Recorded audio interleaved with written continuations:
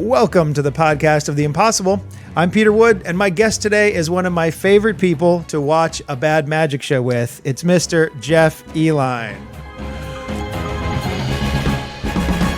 Your intros.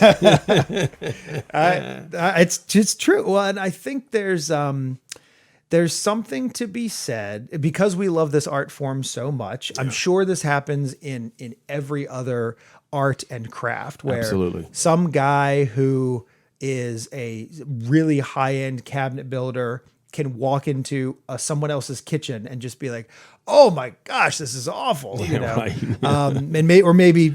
You know, if he doesn't express that outwardly, is sort of elbowing his buddy who also knows something about cabinetry and is like, "Oh, what was going on here?" Yeah, what were they thinking? But you and I have seen some bad magic shows and bad magic, and I think I want to at the very onset I want to be very clear, and I'm gonna draw a line in the sand here. When I'm talking about bad magic, I'm not talking about subjectively bad, not to our taste. I think that's different. I think that there are shows that where somebody makes a choice and I don't necessarily agree with that choice because it's not to my taste or style. Right. But when I say bad magic, what I mean is they either didn't make a choice or they didn't think enough about it, or there's just something else that is so obvious that they should have done instead of that, where I think you could prove empirically that was a bad choice, that you should not have done that, you know? So I guess I kind of want to make that differentiation because I think that there's a way that we can sort of just discuss this and talk about it. You're a snob. You know, it's okay. Yeah. Well, no, I was thinking about that, you know, in chatting with you about this and trying to think about how do we define bad magic, and is it 100% subjective? I think there's a way that we could say like, okay, here's what they did, but here's this other option. Right. And wouldn't that have been better? You know? Well, because I agree with you that there is magic that is not to our taste. Sure.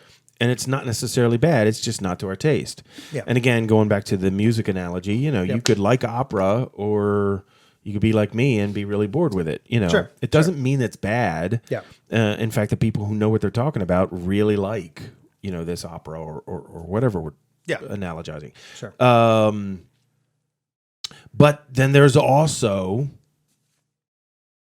the obviously bad. You know, it has nothing to do with the fact that it's not our cup of tea. It's just, you know, it's really bad. And so, and again, in any form, like you said, you can see a bad singer-songwriter, you know, bad guitarist, bad dance troupe, bad Shakespeare, you know, whatever. Sure. And it's, you know, I think it can be unequivocally bad no matter what. But and sometimes that's hard to define. I get that, but sometimes it's just obvious it's bad. Well, and I had an experience recently where I went to a show with several family members who are not, you know, magicians, and they know a little bit, but not much.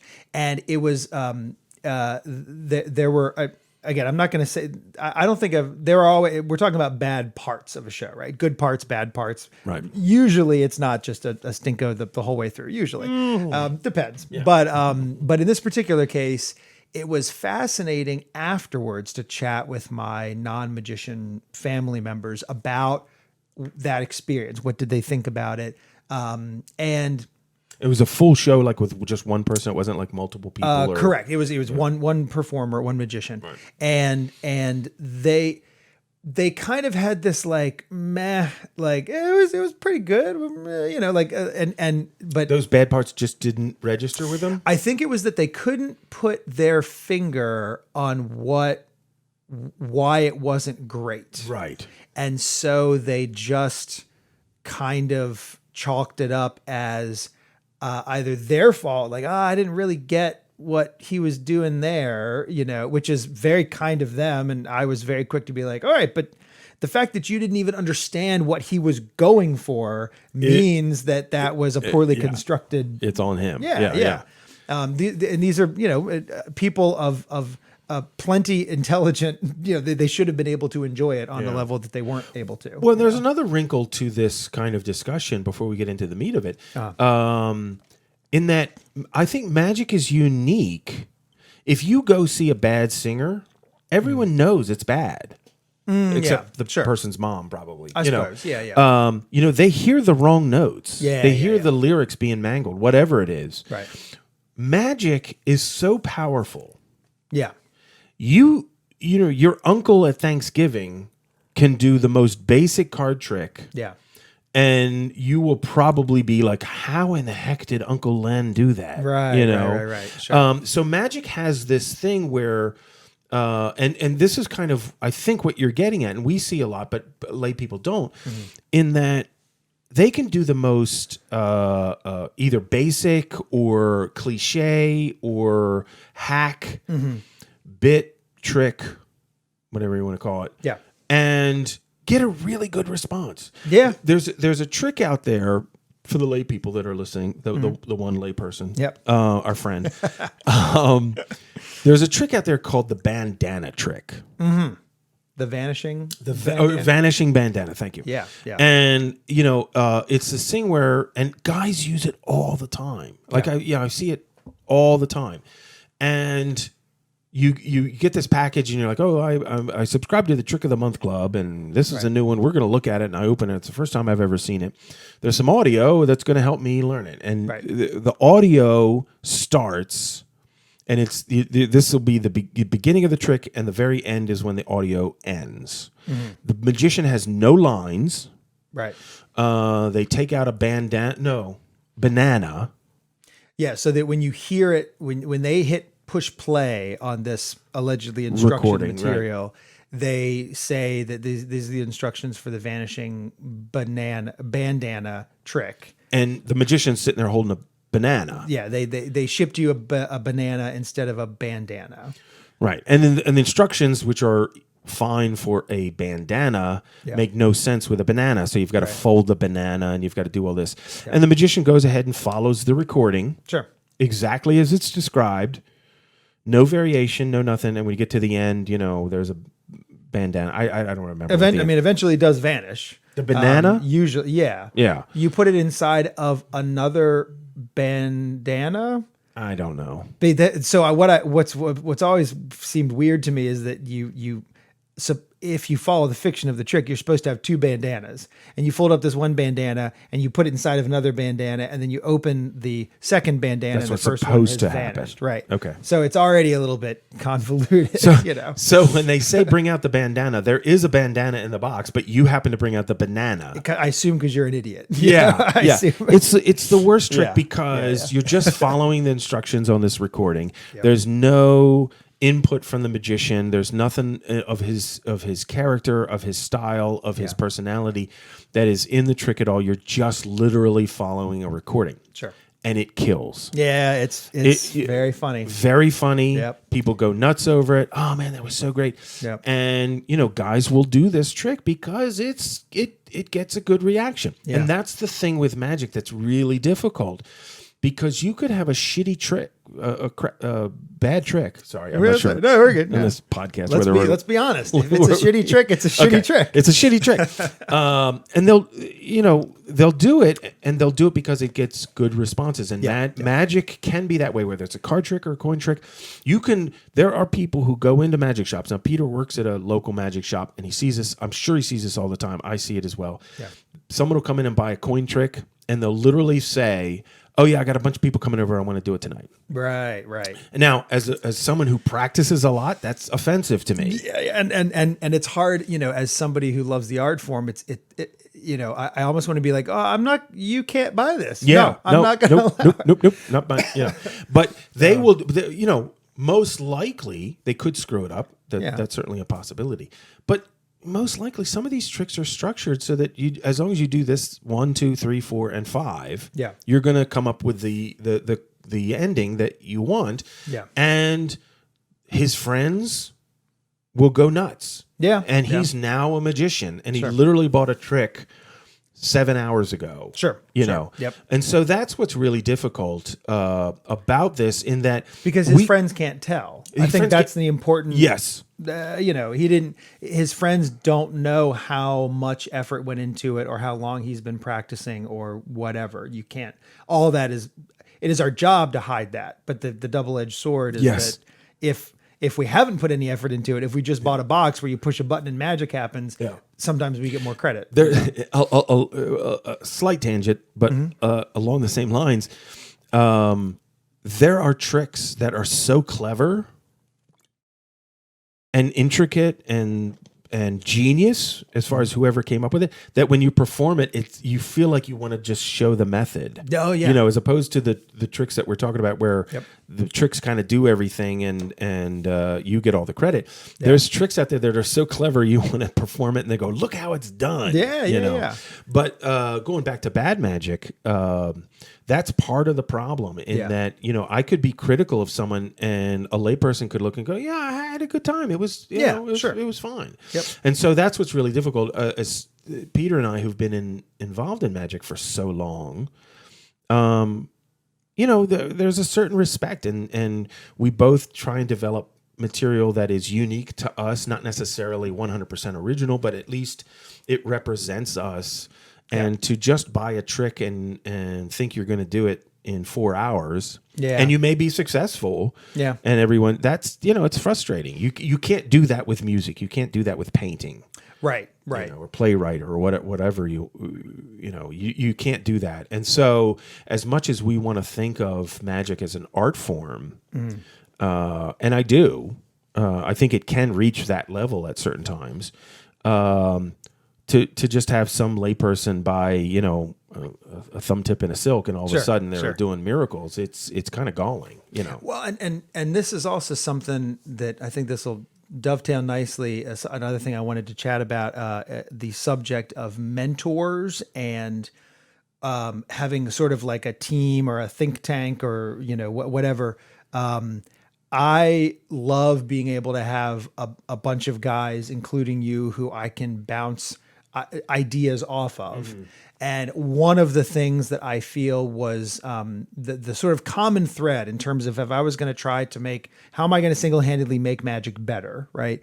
I think that my number one goal would be to have more people follow, have a director for your magic. And what I mean by that is it doesn't have to be just one director. It can, ideally multiple points of view, multiple, a variety of input from people who you trust and who have experience enough that that their ideas are coming from someplace. Mm-hmm. But a lot of times it just seems like, because often magic can be so solitary and we're just used to practicing something in front of a mirror in our bedroom until we think it looks good and then we bring it out into the world.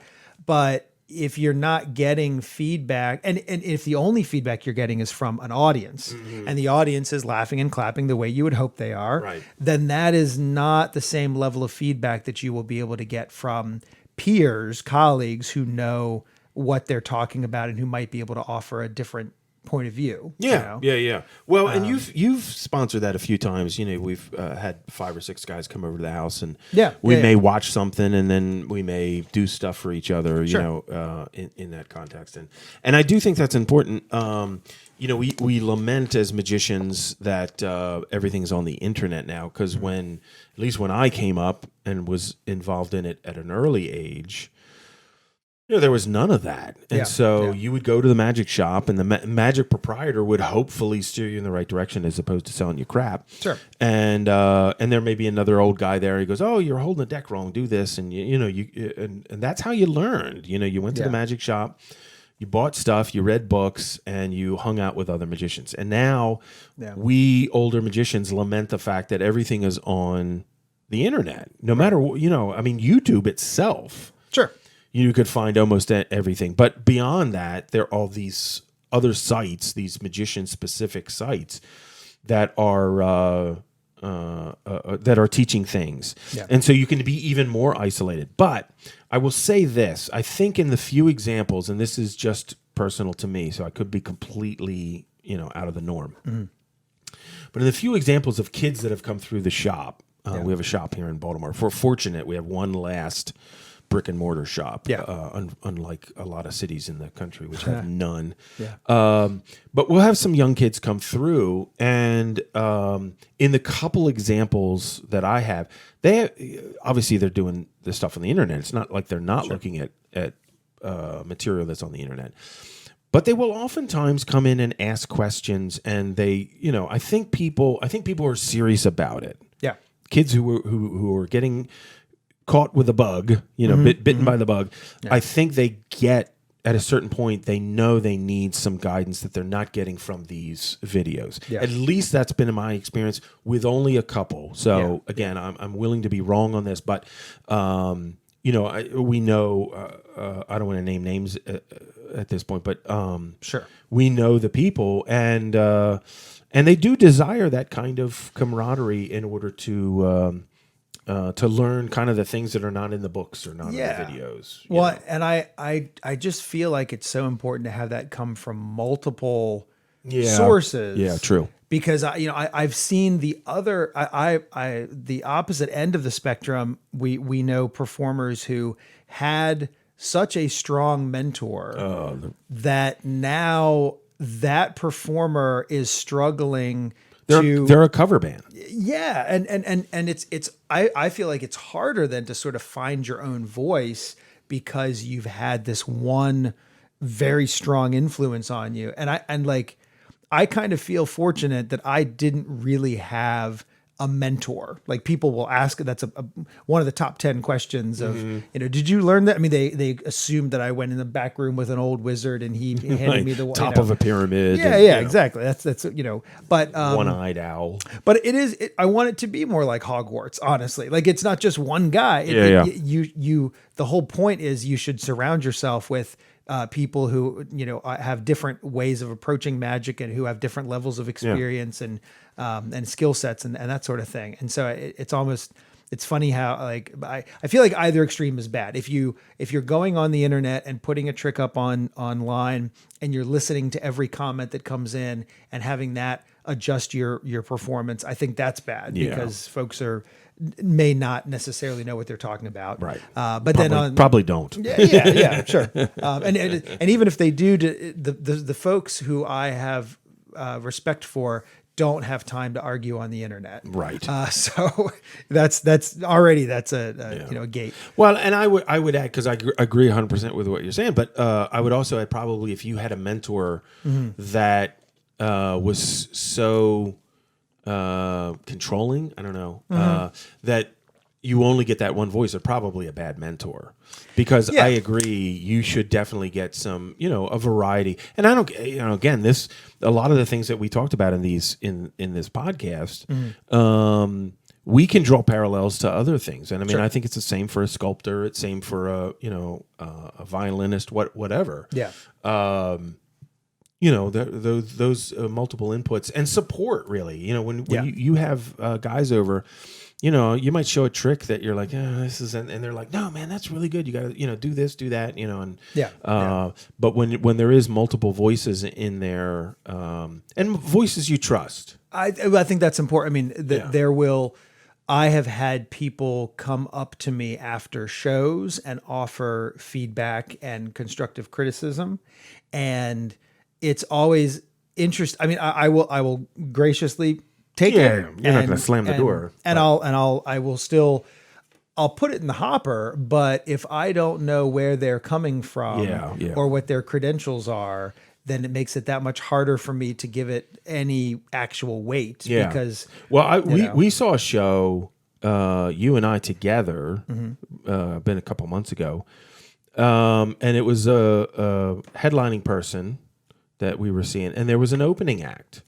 and we know the opening act. He's nice fella, really like him personally, but it was not a good opening act, and I really wanted to go up to him and go, man, if you did this and this and think about this and think about how make your decision on this, and you're not considering this part of your you're only worried about the method and you're not thinking about this or whatever but He didn't ask. Yeah. So yeah, I'm not sure. gonna give someone unsolicited because for that reason he doesn't know me. How am I supposed to? Sure. Yep. You know, I mean, I think I have something to offer because I've been doing it long enough, and I have a theater background, and I've done film, and you know, you have a theater background as well. Sure. And so I think those other disciplines, when you think of it in a dramatic context, can actually be helpful. But this guy doesn't know that. Yeah. So yeah. Sure. you know, Yep. I'm not going to go up and I'd love to because I want to be helpful. Yeah. I want to be one of those voices in a group. Sure. But it's got to be the right time, right place. Yeah, and I wish there. Well, and I've had this experience. I've been on both sides of the post-show chat with someone experience, and I wish that there was a better way to, you know, when I mean, I always plumber is my favorite example. Just talking about like, if you say you're a plumber, people know automatically. I get a sense of your skill set. I get a sense of it's your full-time job. Like no one is a weekend warrior plumber, Hobbyist plumber. Right. Yeah. And so I wish that there was something, I wish that there was sort of a better credentials without going up to someone after a show and seeming like you're just, you know, peacocking and or bragging or, you know, what have you. Right. A way to say, in my case, usually what I want to go up to someone and I want to say, I know what I'm talking about, and your show was really good, right? Right. And there's no way for me to say that without making it seem egotistical. Right. But it does mean when someone comes up to me and they say some version of, I'm a professional magician from New Jersey, and I just want to let you know that I really enjoyed your show. I do take it in the spirit that I believe they intended it, which is that I know what I'm talking about. This is what I do. Right. And I'm not Joe Schmo. Right. Yeah, right. Yeah. And I just wish that there was a better way to sort, but again, I'm sure that happens. The difference between plumbing and magic, you know, we are art versus craft. We're in that sort of territory now. Sure. And so even if you're at a concert and somebody is playing the guitar and I know how to play guitar and I have some suggestions for them, there's no way I can convey, you know, that my level, I mean, at least martial arts have belt colors, right? Like, you know, you can say, I'm a third degree, blah, blah, blah. Here's, you know, we should institute that in magic. It's different color top hats. That'd be fun. Yeah. I'm a black. I have a black belt on my top hat. And what I want to know, I mean, then you have a question of who decides that, and what, I mean, I can decide it. Okay, yeah, that's good. We've joked before. I really want to create a magic organization, you know, the Consortium of Magicians LLC, and then I just want to give out awards to all my friends every year, and so I can be, you know, 4-time Magician of the Year winner from the Magic Consortium, and if you know a random person outside of the community just hears that, then they just assume that is something it's gotta be accredited, as opposed to it's normally about as BS. But I feel like most awards are sort of more in that category. Like, well, there's a couple. You know, I mean, if you say you're from FISM and it's verifiable, yeah, sure. I think that's I and think, for the non-magic people out there, FISM is a triannual or no, every 3 years, whatever that word is. I think that's right. Yeah. I didn't know if it was 3 times a year or every 3 Definitely years. not 3 times a year. Triannual? I thought it was every 4 years, but no, it's 3. 3. Okay. So yeah, we'll say triannual. And it's an international, like, all, you know, we consider it kind of the Olympics. Yep. Because it happens every 3 years. I know the Olympics is every 4 years, but sure, it's close. And they have competitions, and if you win that, it is really pretty prestigious. Yeah, I think so. But beyond that, it's like, you know, I won a trophy from the local SAM. Right. Well, right. Yep. Maybe not. No, it's well, and even if it sounds good, it's funny. I mean, you have to be careful. There's all sorts of press and spin and PR, you know. But I do think the best way, you know, to my personal mission to try to limit the bad magic that's out there is to try and make sure that what I'm doing, what my friends are doing, is as good as it can be. Yeah. And also instilling us the more of the art practitioners we can get on board with asking for notes after a show. And you know, there are performers that we know who crave Yeah. feedback. They want to know what, and they respect your opinion. They hopefully respect mine. Sure. But there's other ones that they just don't. Yeah. It certainly runs the gamut. And as far as bad magic, going back to kind of your original question, what can we learn?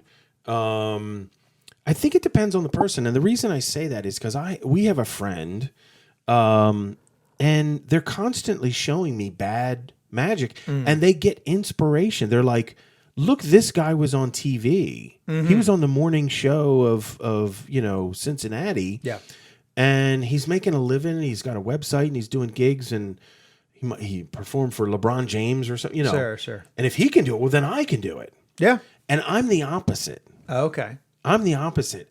It depresses me when I see bad magic. Yeah. Sure. Because I'm going, everyone thinks that's magic. Yep.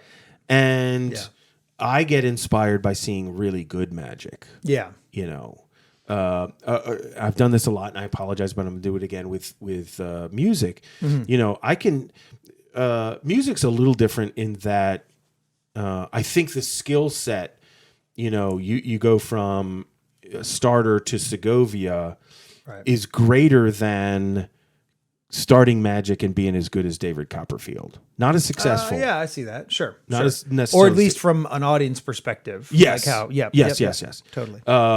So as a result, with music, I can... most of the time when I hear a really good performance, I'm inspired. I just want to pick up the guitar. I want to learn what they did. I want to head in that direction. Yeah. There are examples where I hear it and I just want to put the guitar down and never play again because it's just I'm never gonna, And I'll say that with magic sometimes too. Yeah. You see some of these kids coming out and they've got now some of it's camera stuff with angles and on TikTok or Instagram. Sure. But a lot of I've seen guys straight up and I'm going, how in the heck do they do that with a deck of cards? The same cards that I can use. They're not using gimmicks. They're not doing any of this. Sure. The same coins that I use. Whatever. It can be a little discouraging, but for the most part, it's inspiring to me. I'd rather see good magic and inspire to do that. Bad magic just presses me. It is. It's cringy too. Sure. No, I mean, from my example of the show where we went with my family, I was quite depressed afterwards because exactly what you talked about, where you and I get a chance to see a lot of magic, but most people are going to see 2 or 3 live magic shows in their life. Right. I mean, I'm making up that number. No. It's small. I think that's reasonable. And or none. Yeah. Or one. Yep. I was just so depressed that room full of people, for them, that is 33% of their touchstone of what magic is. That's what they're going to be left with. Yep. But again, the it's all about, I can either be depressed by that or I can use it as inspiration to make my stuff better and help my friends make their stuff better. And realizing that if unfortunately other people are putting the bar lower than I would like them to, but that means that my colleagues and I hopefully can be that much better then. And if people see us, that's a very admirable goal. I wish you luck on that. That is the spin that allows me to stay productive and sleep at night. Well, we were talking about this with a friend of ours who's does a gratitude project every day. Sure. I think that's in the vein if you have that kind of perspective. But I do get depressed. Like I want to give it up when I see bad magic because it's like, how am I going to fight that? This guy's doing 200 shows a year. Yep. And I'm doing 20. Sure. And so it's tough. Well, I think this podcast is going to change. I have a feeling. I think, once our friend who's listening brings another friend. Once we've got 2 of them who are listening, then it'll be awesome. But it's like that shampoo commercial, and then 2, and then 4, and then 6. Yes. Well, thank you so much for hanging out here. This was fun. Having me. And again, thanks for everyone who's listening in on this. If you are curious about some more things that I'm up to for my public shows and social media and special projects and all that stuff, you can head on over to oftheimpossible.com. I'm Peter Wood. Thanks.